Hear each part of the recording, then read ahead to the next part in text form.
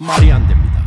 50년 전 비행기 한 대도 못 만들던 나라가 중동 전쟁터에서 미국 무기 옆에 섰습니다. 패트리엇이 못한 걸 해냈습니다. 96%. 이건 후연장 숫자가 아닙니다. 실제 전쟁에서 나온 숫자입니다. 무기를 팔았더니 원유 2,400만 배럴이 왔고, 하늘을 지켜줬더니 에너지를 줬습니다. 방산이 외교가 됐고, 외교가 자원이 됐습니다. 그런데 가장 무서운 건 따로 있습니다. 50년 전에도 그랬고, 30년 전에도 그랬고, 지금도 그렇습니다. 이 나라는 단 한 번도 멈춘 적이 없습니다. 독일 뮌헨 공과대학교 클라우스 바우어 교수가 강의실 칠판에 단 두 글자를 적었습니다. 한국. 이 나라는 전쟁이 터질수록 강해집니다. 학생들은 처음엔 웃었습니다. 그 웃음이 언제 사라졌는지 지금부터 보여드리겠습니다. 시청하기 전 구독과 좋아요, 댓글에 대한민국 최고라고 응원해주세요. 여러분은 적이 아닌 나라가 무섭다고 느껴본 적 있으십니까? 저는 그날 처음 느꼈습니다. 안녕하세요. 저는 독일 뮌헨 공과대학교 산업경쟁력학과 대학원 2년차 루카스 슈미트입니다. 저는 독일 자동차 산업의 미래 경쟁력을 연구하고 있습니다. 폭스바겐, BMW, 메르세데스가 전기차 시대에 살아남을 수 있는가? 그게 제 논문의 핵심 주제죠. 그래서 클라우스 바우어 교수님의 수업을 선택했습니다. 교수님은 글로벌 공급망 붕괴와 산업 취약성 분석으로 유럽 최고의 권위자로 꼽히는 분이었습니다. 유럽연합 산업전략자문위원을 역임하셨고, 독일 경제부와 유럽의회에서 수차례 정책 보고를 하신 분이죠. 그날 교수님은 강의실에 들어서시며 아무 말씀도 하지 않으셨습니다. 가방을 내려놓고 천천히 칠판 앞에 서셨습니다. 그리고 분필을 들어단 두 글자를 적으셨습니다. 한국. 강의실에 웃음이 번졌습니다. 뒷자리에서 누군가 작게 중얼거렸습니다. K-팝 얘기하려는 건가? 옆자리 친구가 저를 보며 어깨를 으쓱했습니다. 저도 솔직히 비슷한 생각이었습니다. 한국이라면 삼성 스마트폰, 현대 자동차, 그리고 전 세계를 휩쓴 음악 정도가 떠올랐습니다. 중요한 나라이긴 하지만 독일 산업의 미래를 논하는 자리에서 굳이 꺼낼 나라인가 싶었죠. 교수님은 웃음이 가라앉기를 기다리셨습니다. 그리고 천천히 입을 여셨습니다. 오늘 여러분은 자신이 얼마나 모르고 있었는지 알게 될 겁니다. 첫 번째 슬라이드가 켜졌습니다. 독일 주요 자동차 기업들의 전기차 배터리 공급망 지도였습니다. 원자재 채굴부터 배터리 셀 생산, 모듈 조립, 완성차 탑재까지 단계별로 붉은 선이 그어져 있었습니다. 그 선들이 어디로 향하는지 따라가다 보니 눈이 멈추는 곳이 있었습니다. 지도 위 한 지점으로 선들이 수렴하고 있었습니다. 한반도였습니다. 강의실 웃음이 사라졌습니다. 교수님은 슬라이드를 넘기지 않으셨습니다. 학생들이 그 지도를 충분히 들여다볼 시간을 주신 겁니다. 한 학생이 손을 들었습니다. 교수님, 이게 배터리 공급망만의 이야기인가요? 교수님은 고개를 저으셨습니다. 그게 시작이었습니다. 슬라이드는 이제 막 두 번째로 넘어가려 하고 있었습니다. 교수님은 두 번째 슬라이드를 넘기시며 질문을 던지셨습니다. 국제정치에서 가장 강력한 권력이 무엇인지 아십니까? 군사력이요. 한 학생이 대답했습니다. 경제력이요. 다른 학생이 말했습니다. 교수님은 고개를 저으셨습니다. 표준입니다. 규칙을 만드는 자가 게임을 지배합니다. 어떤 기술이 세계 표준이 되느냐에 따라 시장이 결정되고 특허가 쌓이고 기술료가 흘러들어옵니다.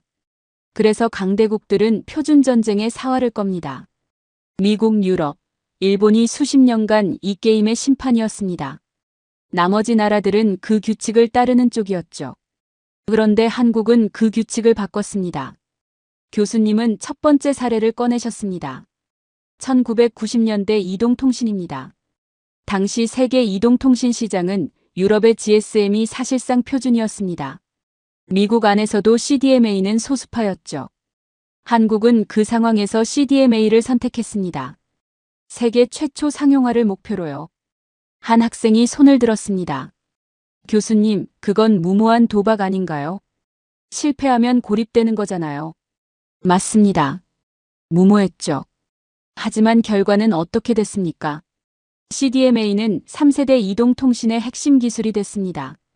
한국은 그 분야의 특허와 기술 노하우를 먼저 쌓았고 4세대 LTE에서도 5세대에서도 세계 최초 상용화를 달성했습니다. 다른 나라들이 5세대 이동통신을 쓰려면 한국 기업들에게 기술료를 내야 합니다. 따르는 쪽에서 받는 쪽으로 넘어간 겁니다. 두 번째 사례는 디스플레이였습니다. 한국은 액정 표시 장치, LCD 시장에서 세계 1위였습니다. 그런데 중국이 막대한 자금을 투입하며 추격해오기 시작했습니다. 여기서 보통 나라들은 어떻게 합니까? 한 학생이 대답했습니다. 가격을 낮추거나 시장을 나눠 가지려 하겠죠. 교수님은 고개를 저으셨습니다. 한국은 LCD 1위를 포기했습니다. 강의실이 술렁였습니다. 1위를 하고 있는데 포기했다고요. 교수님은 말씀을 이으셨습니다. 가격 경쟁은 소모전입니다. 이겨도 남는 게 없습니다. 한국은 그 전장을 버리고 유기발광 다이오드, OLED로 넘어갔습니다. 지금 전 세계 스마트폰 프리미엄 화면의 대부분이 한국산 OLED입니다. 중국은 아직도 한국이 버리고 간 LCD 전장에서 싸우고 있습니다. 세 번째 사례에서 강의실이 완전히 조용해졌습니다. 전기차 배터리 규격입니다. 교수님은 슬라이드를 넘기셨습니다. 화면에 테슬라, BMW, 폭스바겐의 로고가 보였습니다. 이 기업들이 지금 전기차 배터리를 설계할 때 기준으로 삼는 규격이 있습니다. 셀 크기, 연결 방식, 충방전 표준. 그 규격을 누가 먼저 정했는지 아십니까? 한국 기업들입니다. 배터리 기술에서 앞서 나가면서 동시에 규격 표준화 논의를 주도했습니다. 그 결과 세계 최대 자동차 기업들이 한국이 만든 규격에 맞춰 차량을 설계하기 시작했습니다. 이건 부품을 파는 게 아닙니다. 산업의 설계도를 준 겁니다. 한 학생이 반박했습니다. 교수님, 중국이 무섭게 따라오고 있지 않습니까? 결국 따라잡히는 거 아닌가요? 교수님은 잠시 멈추셨습니다. 한국의 특이한 점이 바로 그겁니다. 따라잡히기 전에 다음 판으로 넘어갑니다. 리튬이온 배터리에서 앞서 나갔을 때 이미 전고체 배터리를 준비하고 있었습니다. 경쟁자들이 현재 기술을 따라잡으려 달려오면 한국은 이미 다음 산을 오르고 있습니다. 강의실 뒷자리에서 처음엔 웃음 지었던 그 학생이 이제 펜을 들고 무언가를 받아 적고 있었습니다. 교수님은 천천히 말씀하셨습니다. 표준을 따르는 나라와 표준을 만드는 나라. 이 두 나라의 차이는 단순한 기술력이 아닙니다. 어떤 선택을 반복했느냐의 차이입니다. 그리고 한국은 매번 더 어려운 쪽을 선택했습니다. 교수님은 세 번째 슬라이드를 넘기시기 전에 잠깐 멈추셨습니다. 그리고 강의실을 천천히 둘러보셨습니다. 여러분, 초크 포인트라는 말을 아십니까? 지리학에서 쓰는 개념이죠. 지나가야만 하는 좁은 통로. 호르무즈 해협, 수에즈 운하 같은 곳입니다. 이런 곳을 장악하면 세계 무역을 통제할 수 있습니다. 그런데 21세기에는 새로운 형태의 초크 포인트가 생겼습니다. 바로 공급망 초크 포인트입니다. 특정 부품이나 소재 없이는 제품을 만들 수 없고 그것을 소수의 국가만 생산할 수 있다면 그 국가는 공급망의 심장이 됩니다. 함부로 건드릴 수 없는 나라가 되는 거죠. 슬라이드가 넘어갔습니다. 화면에 숫자 하나가 크게 떠올랐습니다. 전 세계 고대 역폭 메모리 생산량 중 한국의 점유율이었습니다. 한 학생이 손을 들었습니다. 교수님, 고대 역폭 메모리가 뭔가요? 교수님은 설명하셨습니다. 인공지능을 구동하는 데 쓰이는 핵심 반도체입니다. HBM이라고 부르죠. 챗GPT, 이미지 생성 인공지능, 자율주행 시스템. 여러분이 매일 사용하는 인공지능 서비스들이 이 메모리 없이는 작동하지 않습니다. 그리고 그 메모리의 대부분을 한국이 만들고 있습니다. 다른 학생이 반박했습니다. 교수님, 메모리 반도체는 미국 기업들도 만들지 않습니까? 교수님은 고개를 끄덕이셨습니다. 맞습니다. 하지만 고대 역폭 메모리, HBM은 다릅니다. 미국의 엔비디아가 인공지능 반도체를 만들어도 그 안에 들어가는 HBM은 한국에서 옵니다. 미국이 인공지능 산업을 이끌고 있지만 그 엔진에 들어가는 핵심 부품은 한국이 쥐고 있는 겁니다. 강의실이 조용해졌습니다. 교수님은 두 번째 사례를 꺼내셨습니다. 조선업입니다. 한국은 세계 액화천연가스 운반선 시장을 사실상 독점하고 있습니다. 액화천연가스, LNG는 에너지 전환 시대의 핵심 연료입니다. 석탄과 석유에서 벗어나려는 유럽이 가장 필요로 하는 에너지원이죠. 그런데 LNG를 운반하려면 특수 선박이 필요합니다. 영하 163도의 극저온에서 액화가스를 안전하게 운반해야 하는 배입니다. 한 학생이 질문했습니다. 중국도 조선업 강국 아닌가요? 맞습니다. 물량에서는 중국이 한국을 앞섭니다. 하지만 LNG 운반선은 다릅니다. 화물창 시스템, 단열 기술, 재액화 설비. 수십 년간 축적한 정밀 기술이 없으면 만들 수 없는 배입니다. 독일이 러시아 가스관을 끊고 LNG로 전환하겠다고 결정한 순간 그 결정을 실행에 옮기는 데 필요한 배는 한국에서 와야 했습니다. 한 학생이 천천히 말했습니다. 그러니까 독일의 에너지 전환이 한국 없이는 불가능하다는 건가요? 교수님은 잠시 창밖을 바라보셨다가 말씀하셨습니다. 적어도 지금은 그렇습니다. 세 번째 사례는 원자력 발전이었습니다. 한국은 1970년대에 원전 기술이 전혀 없었습니다. 미국과 프랑스에서 기술을 들여와 첫 번째 원전을 지었습니다. 설계도도 외국 것이었고 핵심 부품도 수입해야 했습니다. 그런데 한국은 기술을 받아 쓰는데 그치지 않았습니다. 분해하고 분석하고 개량했습니다. 왜 이렇게 작동하는지 이해하려 했습니다. 그리고 결국 독자 원전 모델을 개발했습니다. 2009년입니다. 한국은 아랍에미리트 원전 수주 경쟁에서 프랑스, 미국, 일본을 모두 제치고 수주에 성공했습니다. 계약 규모는 약 20조 원. 기술을 배운 나라가 기술을 가르쳐준 나라들을 이긴 겁니다. 한 학생이 놀라며 물었습니다. 기술을 배운 나라가 기술을 판 나라를 이겼다고요. 교수님은 고개를 끄덕이셨습니다. 그리고 그 UAE에 지금 한국의 천공투가 배치돼 있습니다. 원전을 짓고 하늘까지 지키는 나라가 됐습니다. 네 번째 사례에서 강의실이 다시 한번 조용해졌습니다. 우주입니다. 독자적으로 우주 발사체를 운용할 수 있는 나라는 10손가락 안에 꼽힙니다. 미국, 러시아, 중국, 유럽연합, 일본, 인도 정도입니다. 한국은 2022년 순수 국내 기술로 개발한 발사체 누리호 발사에 성공했습니다. 두 번의 실패 끝에 얻은 성공이었습니다. 그리고 달 궤도 탐사선 다누리도 발사했습니다. 50년 전 로켓 기술이 전무했던 나라가 달에 탐사선을 보내는 나라가 됐습니다. 한 학생이 질문했습니다. 교수님, 위성 발사를 다른 나라에 맡기면 안 되나요? 왜 굳이 독자 기술로 개발해야 하나요? 교수님은 천천히 말씀하셨습니다. 위성은 눈입니다. 군사정찰, 통신, 기상관측 모두 위성에 의존합니다. 다른 나라 발사체를 빌리면 그 나라의 허락이 필요합니다. 원할 때 원하는 위성을 쏘지 못합니다. 한국은 의존을 거부했습니다. 두 번 실패하고도 세 번째에 다시 도전했습니다.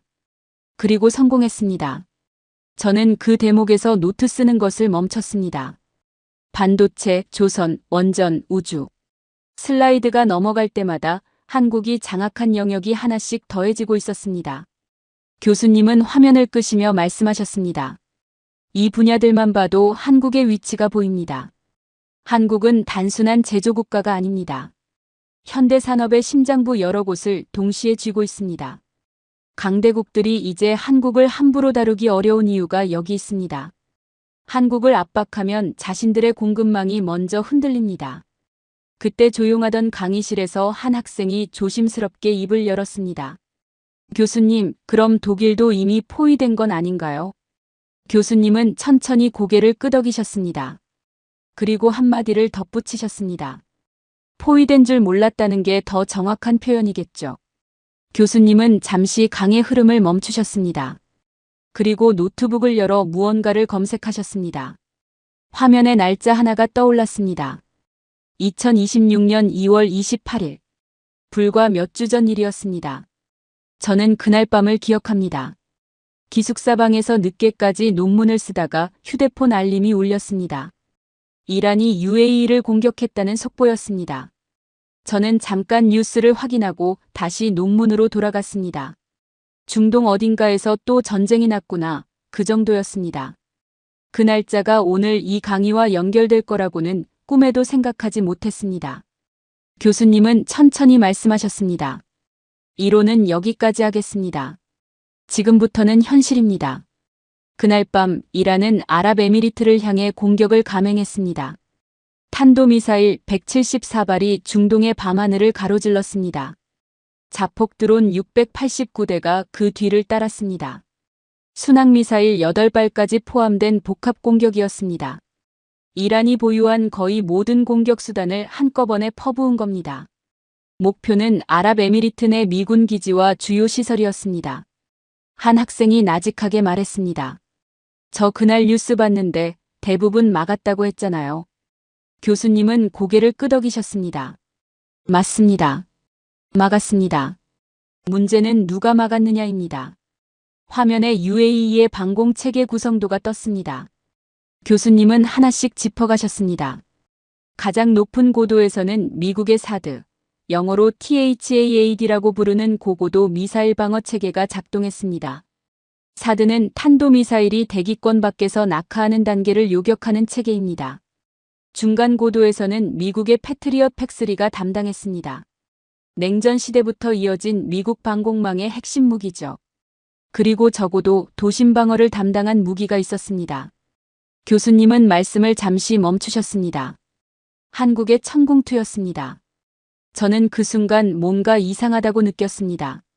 미국 무기 2개 사이에 한국 무기가 끼어 있었습니다. 그것도 도심 방어라는 실패하면 민간인 피해가 직결되는 가장 예민한 구역을 맡고 있었습니다. 뉴스에서 그 장면을 봤을 때 저는 무심코 넘겼었습니다. 교수님 강의를 듣기 전까지는요. 천궁. 하늘의 궁전이라는 뜻입니다. 한국이 독자 기술로 개발한 중거리 지대공 유도 무기 체계입니다. 2022년 아랍에미리트에 처음 수출됐습니다. 계약 규모는 약 4조 원. 당시 한국 단일 유도 무기 수출 사상 최대 규모였습니다. 한 학생이 손을 들었습니다. 교수님, UAE가 왜 미국 무기 대신 한국 무기를 선택했나요? 교수님은 잠깐 미소를 지으셨습니다.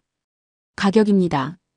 천궁2 요격 미사일 한 발의 가격은 약 110만 달러, 우리 돈으로 약 16억 원입니다.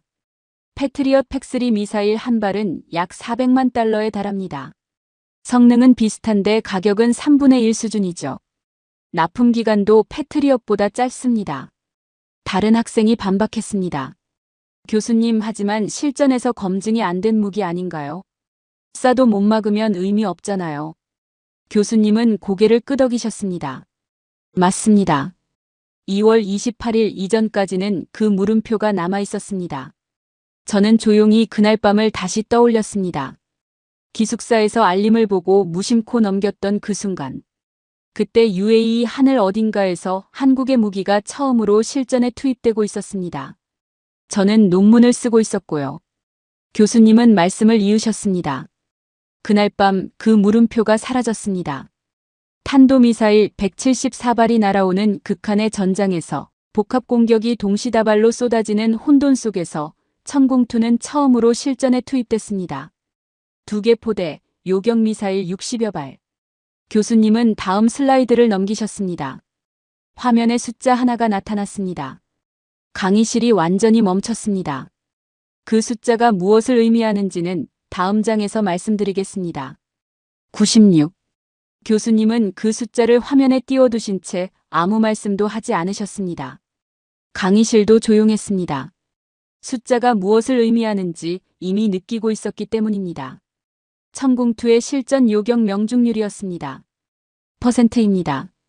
저는 그 숫자를 보면서 이상한 기분이 들었습니다. 부끄러움 같은 것이었습니다. 독일은 세계 최고의 공학 기술을 가진 나라라고 배웠습니다. 폭스바겐, BMW, 지멘스. 정밀 기계 강국입니다. 그런데 지금 중동 하늘을 맡고 있는 건 독일 무기가 아니었습니다. 우리가 K-팝 나라 정도로 여겼던 한국의 무기였습니다. 그 숫자가 화면에 떠 있는 동안 저는 노트에 아무것도 쓰지 못했습니다. 이란의 탄도미사일과 드론, 순항미사일이 뒤섞인 복합 공격 속에서 천궁2. 2개 포대가 발사한 요격미사일 60여 발 가운데 96%가 표적을 정확히 타격했습니다. 순항미사일만 따로 보면 8발 전략 요격의 성공의 명중률 100%를 기록했습니다. 한 학생이 조심스럽게 물었습니다. 교수님, 그게 그렇게 대단한 수치인가요? 96%면 4%는 놓친 거 아닌가요? 교수님은 천천히 고개를 드셨습니다. 세계 최강이라 불리는 미국의 패트리엇 팩3도 대규모 복합 공격 상황에서 90% 이상의 요격률을 안정적으로 유지한 사례는 극히 드뭅니다. 탄도미사일 하나를 막는 것과 드론, 순항미사일, 탄도미사일이 동시에 쏟아지는 혼돈 속에서 96%를 기록하는 건 완전히 다른 이야기입니다. 국제방산 시장에서 실전 검증이란 것은 훈련장이 아니라 바로 이 상황에서 나오는 숫자입니다. 교수님은 말씀을 이으셨습니다. 그리고 가격을 기억하십시오. 천궁2 요격 미사일 한 발 약 110만 달러. 패트리엇 팩3 한 발 약 400만 달러. 성능은 어깨를 나란히 하면서 가격은 3분의 1.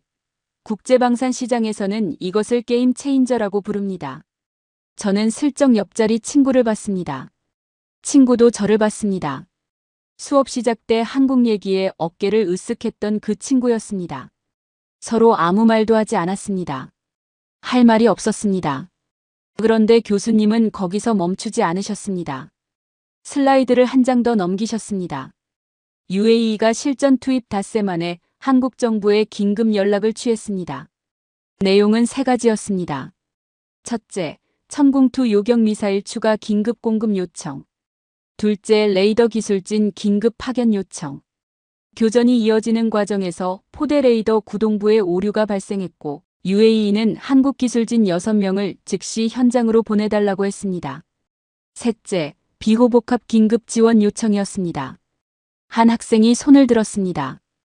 교수님, 전쟁 중인 지역에 기술진을 보낸다는 게 현실적으로 가능한 건가요? 보냈습니다. 한화시스템 기술진 6명이 아부다비로 출국했습니다. 교전 지역과 떨어진 안전한 장소로 장비를 반출해 작업을 진행했습니다. 저는 그 대목에서 펜을 멈췄습니다. 전쟁이 벌어지는 나라에 자국 기술진을 직접 보내 무기를 수리해주는 나라. 저는 독일 방산 기업들을 떠올려 봤습니다. 전쟁 중인 현장에 엔지니어를 보내는 독일 기업이 몇이나 될까? 그리고 그 엔지니어를 기다리는 나라가 있기는 한가? 대답이 선뜻 나오지 않았습니다. 또 다른 학생이 물었습니다. 교수님, UAE는 왜 미국에 먼저 연락하지 않았나요? 패트리엇도 있었잖아요. 교수님은 잠시 생각하시더니 말씀하셨습니다. 미국은 이미 자국 방산 물량 소화에 손이 부족한 상황이었습니다. 우크라이나, 이스라엘, 중동 각국. 패트리엇 미사일 재고가 빠듯하게 돌아가고 있었죠. 반면 한국은 납품 기간이 짧고 가격이 낮으며 실전에서 96%를 방금 증명한 나라였습니다. 선택은 명확했습니다. 교수님은 화면을 끄셨습니다. 그리고 강의실을 바라보시며 말씀하셨습니다. 국제방산 시장에서 무기를 팔려면 2가지가 필요합니다. 하나는 성능 데이터, 하나는 실전 검증. 천궁2는 2월 28일 단 하룻밤에 그 2가지를 동시에 얻었습니다. 어떤 마케팅도 어떤 전시회도 이 하룻밤을 대신할 수 없습니다. 잠시 침묵이 흘렀습니다. 저는 그때서야 노트에 무언가를 적었습니다. 숫자도 아니었고 교수님 말씀도 아니었습니다. 짧은 문장 하나였습니다. 우리는 왜 이 자리에 없는가? 뒷자리 학생이 작게 말했습니다. 말도 안 된다. 교수님은 그 말을 들으셨는지 살짝 고개를 끄덕이셨습니다. 그리고 다음 슬라이드로 손을 뻗으시며 말씀하셨습니다. 아직 끝나지 않았습니다. 더 있습니다. 교수님은 새 슬라이드를 여셨습니다. 화면에 숫자 2개가 나란히 떴습니다. 3만 달러. 그리고 400만 달러. 교수님은 설명하셨습니다. 왼쪽은 이란의 자폭 드론 샤헤드 136한대의 가격입니다. 오른쪽은 그것을 요격하는 미국의 패트리엇 팩3 미사일 한 발의 가격입니다. 강의실이 조용해졌습니다. 계산이 머릿속에서 자동으로 이루어지고 있었습니다. 저도 숫자를 노트에 받아 적으면서 손이 멈췄습니다. 드론 한 대를 잡는 데 드는 비용이 그 드론 가격의 130배가 넘습니다. 130배입니다. 드론은 느립니다. 이란의 샤헤드 136은 최고 속도가 시속 185km 수준입니다. 이런 표적의 400만 달러짜리 패트리언 미사일을 쓰는 건 낭비입니다. 이란은 이 구조를 정확히 알고 사용하고 있습니다. 값싼 드론을 수백 대씩 동시에 날려보내면 방공망의 고가 미사일 재고가 빠르게 소진됩니다. 재고가 떨어지면 그 다음에 날아오는 탄도미사일은 무방비 상태로 들어옵니다. 이것이 지금 중동 전장에서 반복되고 있는 비대칭 소모전의 실체입니다. 한 학생이 손을 들었습니다. 교수님, 그럼 방어하는 쪽은 어떻게 해야 하나요? 계속 패트리엇으로 드론을 잡을 수는 없잖아요. 바로 그 질문이 핵심입니다. 교수님은 고개를 끄덕이셨습니다. 그리고 슬라이드를 넘기셨습니다. 화면에 한 무기 체계가 나타났습니다. 비호복합이었습니다. 비호복합은 한국이 개발한 적어도 방공무기 체계입니다. 30mm 자주 대공포 비호에 지대공 유도 미사일 신궁을 결합한 시스템입니다. 20km 바깥의 비행체를 먼저 탐지하고 3km에서 5km 사이에서는 신궁 미사일로 요격하며 3km 이내로 접근하면 30mm 대공포로 자동 격추합니다. 사통장치가 자동으로 작동하기 때문에 사수는 사격 버튼만 누르면 됩니다. 저는 그 설명을 들으면서 속으로 무언가를 계산하고 있었습니다. 드론을 잡는 데 드는 비용이 극적으로 낮아집니다. 400만 달러짜리 미사일 대신 훨씬 저렴한 30mm 대공포탄으로 드론을 처리할 수 있습니다. 단순한 무기체계 하나가 전장의 경제학을 바꾸는 겁니다. 한 학생이 물었습니다. 교수님, 그런 무기는 미국이나 유럽도 만들지 않나요?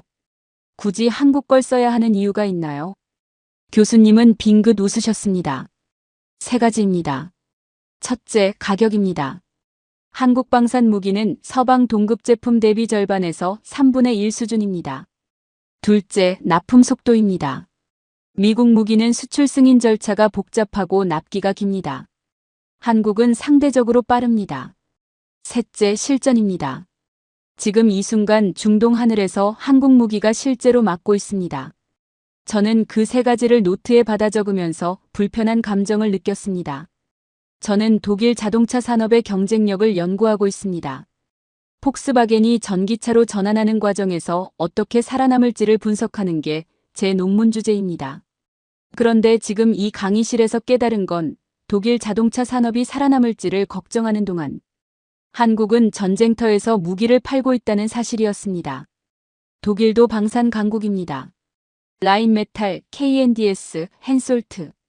유럽 방산 시장의 핵심 기업들이 독일에 있습니다. 그런데 중동이 긴급하게 전화를 건 나라는 독일이 아니었습니다.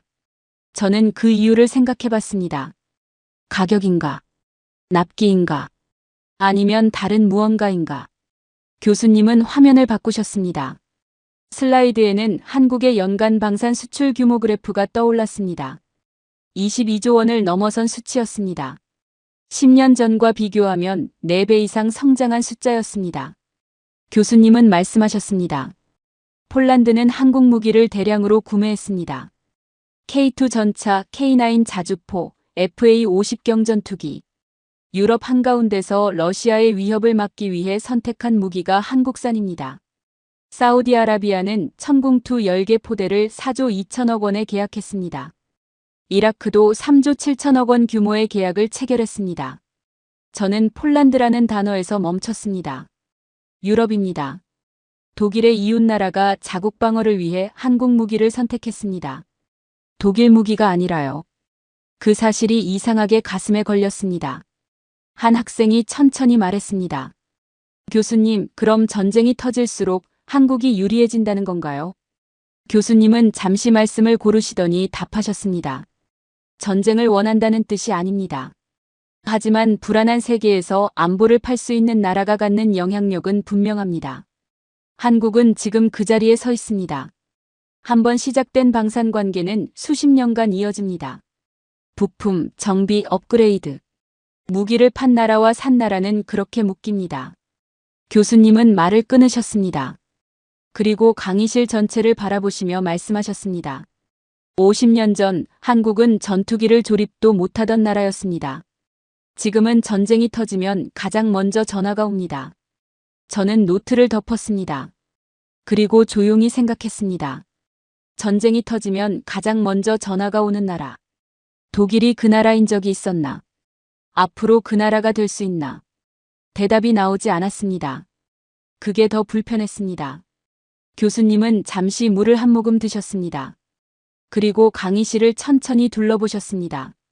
여러분, 방산 수출과 에너지 안보가 연결된다고 생각해 본 적 있습니까? 저는 그 질문을 듣자마자 논문 주제가 머릿속을 스쳤습니다. 저는 독일 자동차 산업의 미래를 연구하고 있습니다. 그 연구의 전제 조건 중 하나가 안정적인 에너지 공급입니다.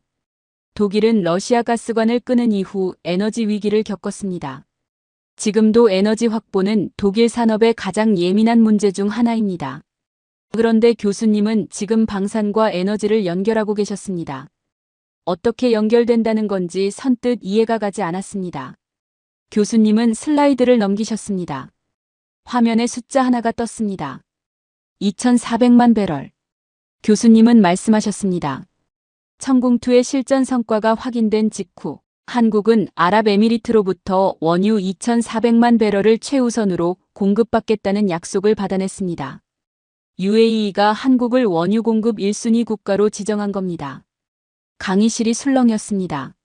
한 학생이 손을 들었습니다. 교수님, 그게 방산과 관련이 있는 건가요? 그냥 외교적 결정 아닌가요?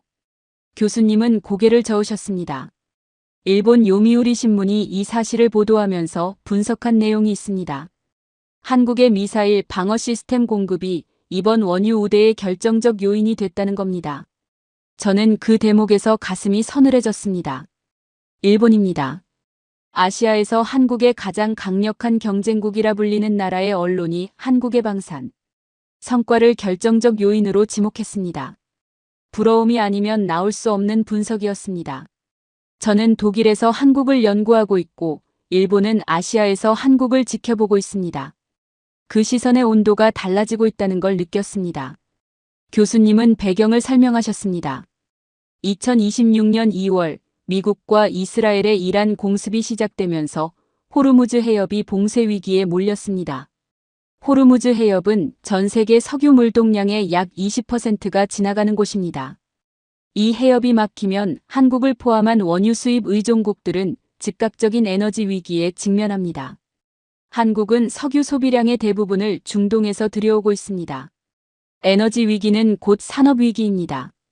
저는 그 설명을 들으며 독일을 떠올렸습니다. 독일도 마찬가지입니다. 러시아 가스관이 끊긴 이후 우리는 대한에너지를 찾아 세계를 뒤졌습니다. 카타르와 협상했고 미국 LNG를 사오는데 합의했습니다. 그 LNG를 실어 나르는 배가 한국에서 만들어진다는 이야기를 챕터 3에서 들었을 때 이미 한 번 충격을 받았는데 이제는 그 에너지를 안정적으로 확보하는 방법마저 한국이 먼저 찾아내고 있었습니다. 한 학생이 조용히 말했습니다. 그러니까 무기를 팔아서 에너지를 확보했다는 건가요? 정확히 그렇습니다. 교수님은 고개를 끄덕이셨습니다. UAE 입장에서 생각해 보십시오. 이란의 탄도미사일 174발이 날아오는 상황에서 자국 하늘을 지켜준 나라가 있습니다. 그 나라의 기술진이 전쟁 중에 현장으로 날아와 레이더를 수리해줬습니다. 그 나라가 원유를 달라고 하면 어떻게 하겠습니까? 강의실이 조용해졌습니다. 교수님은 말씀을 이으셨습니다. 한국이 확보한 2,400만 배럴은 단순한 숫자가 아닙니다. 양국은 원유 공급망 협력을 위한 양해각서를 체결했고 추가 물량도 언제든 긴급 구매할 수 있는 직통 채널도 구축했습니다. 방산이 에너지 외교의 레버리지가 된 겁니다. 다른 학생이 손을 들었습니다. 교수님, 독일은 왜 이런 걸 못하나요? 독일도 방산 강국 아닌가요? 저는 그 질문이 나오는 순간 숨을 참았습니다. 제가 묻고 싶었던 질문이었기 때문입니다. 교수님은 잠시 생각하시더니 천천히 말씀하셨습니다. 독일은 강합니다. 하지만 독일은 오랫동안 방산 수출에 신중했습니다. 역사적 이유도 있고 정치적 이유도 있습니다. 분쟁 지역에 무기를 파는 것에 대한 내부 논의가 복잡했죠. 그 신중함은 이해할 수 있습니다. 하지만 그 사이 한국은 달랐습니다. 한국은 자국 안보를 위해 무기를 개발했고 그 기술이 수출 경쟁력이 됐습니다. 그리고 지금 그 경쟁력이 에너지를 가져오고 있습니다. 저는 노트에 아무것도 적지 않았습니다. 적을 필요가 없었습니다. 머릿속에 이미 새겨졌기 때문입니다. 교수님은 마지막 슬라이드로 손을 뻗으시며 조용히 말씀하셨습니다. 안보를 팔 수 있는 나라는 원하는 것을 살 수 있는 나라가 됩니다. 에너지를, 식량을, 기술 협력을. 한국은 지금 그 나라가 돼가고 있습니다. 이제 마지막 질문이 남았습니다. 이 나라는 왜 멈추지 않는 겁니까? 저는 창밖을 바라봤습니다. 미넨의 하늘은 여전히 흐렸습니다. 그런데 이상하게도 그 순간 지구 반대편 중동의 밤하늘이 머릿속에 그려졌습니다. 탄도미사일이 날아오는 하늘, 그 하늘을 막아내는 한국의 무기, 그리고 그 대가로 돌아온 2,400만 배럴. 수업 첫날 저는 한국을 K-팝 나라라고 생각했습니다. 지금 저는 그 나라가 무기로 하늘을 팔고 하늘을 판 대가로 에너지를 사오는 나라라는 걸 알고 있습니다. 무기가 외교가 되고 외교가 에너지가 되는 세상. 그 세상의 한가운데 한국이 있었습니다. 교수님은 잠시 강의 흐름을 멈추셨습니다. 그리고 처음으로 자리에 앉으셨습니다. 강의 내내 서 계셨던 교수님이 앉으시는 순간 강의실 분위기가 달라졌습니다. 뭔가 다른 이야기가 나올 것 같았습니다. 교수님은 천천히 말씀을 시작하셨습니다. 저는 산업 경쟁력을 30년 가까이 연구해 왔습니다. 수십 개 나라의 산업 구조를 분석했고 어떤 나라가 올라가고 어떤 나라가 멈추는지 지켜봤습니다. 대부분의 나라는 비슷한 지점에서 멈춥니다. 위기가 오면 포기하고 압박이 오면 굴복하고 더 쉬운 길이 보이면 방향을 틉니다. 교수님은 슬라이드를 넘기셨습니다. 화면에 세 나라가 나란히 나타났습니다. 브라질, 멕시코, 말레이시아였습니다. 교수님은 첫 번째 나라부터 짚어가셨습니다. 브라질입니다. 1970년대 브라질은 야심이 넘쳤습니다. 항공, 자동차, 조선, 철강 모든 분야에 동시에 투자했습니다. 국영 석유회사 페트로브라스를 앞세워 자원 개발에도 뛰어들었습니다. 한국과 비슷한 시기, 비슷한 의지로 산업화를 시작했습니다. 그런데 1980년대 외채 위기가 오자 브라질은 전략 산업을 하나씩 포기하기 시작했습니다. 민간에 매각하거나 외국 자본에 의존하는 구조로 바뀌었죠. 지금 브라질의 수출 1위는 무엇인지 아십니까? 대두입니다. 2위는 철광석, 3위는 원유입니다.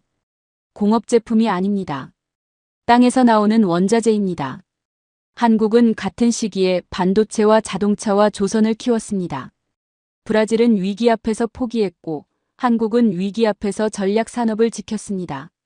지금의 차이는 그 선택 하나에서 시작됐습니다. 한 학생이 손을 들었습니다.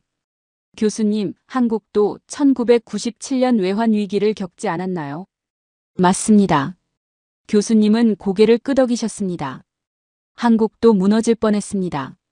국가부도 직전까지 갔고 국제통화기금에 구제금융을 요청해야 했습니다. 기업들이 줄줄이 쓰러졌습니다. 하지만 한국의 반응이 브라질과 달랐습니다. 구조조정을 수용하되 반도체와 자동차와 조선 같은 전략 산업은 지켰습니다.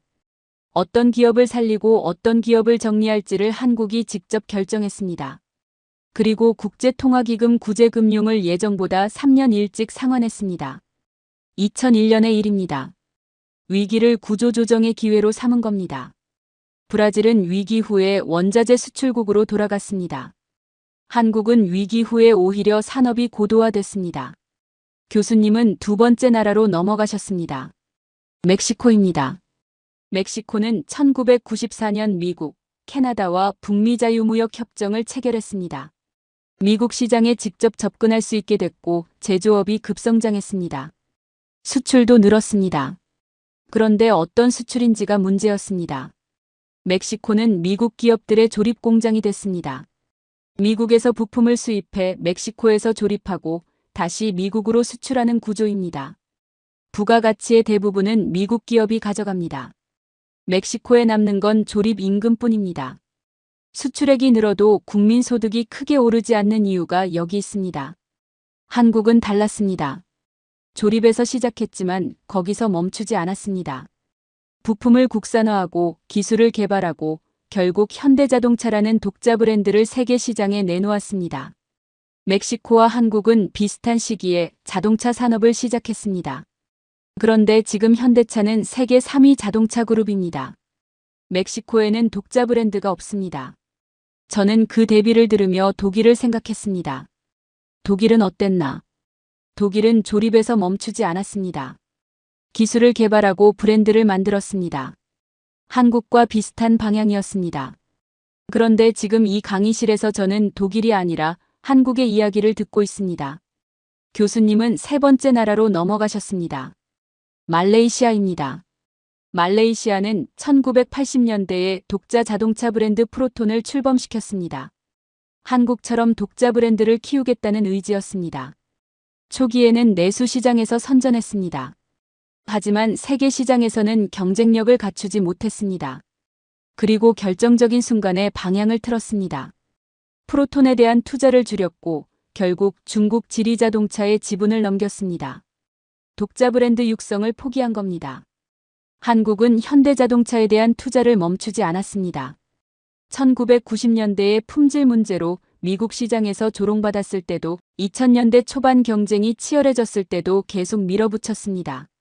지금 현대차가 세계 시장에 서 있는 이유입니다. 교수님은 학생들을 바라보셨습니다.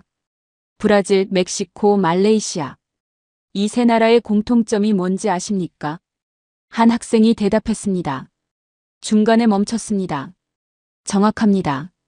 위기가 오거나 압박이 오거나 더 쉬운 길이 보이면 방향을 틀었습니다. 한국은 멈추지 않았습니다. 위기가 와도 압박이 와도 더 쉬운 길이 보여도 계속 갔습니다. 교수님은 일어서셨습니다. 그리고 천천히 칠판으로 걸어가셨습니다. 분필을 드시더니 처음 수업을 시작할 때 적으셨던 그 두 글자 아래에 한 문장을 덧붙이셨습니다. 이 나라는 전쟁이 터질수록 강해집니다. 그리고 돌아서시며 말씀하셨습니다. 무서운 건 한국이 강하다는 게 아닙니다. 한국이 우리를 무서워한 적이 단 한 번도 없다는 겁니다.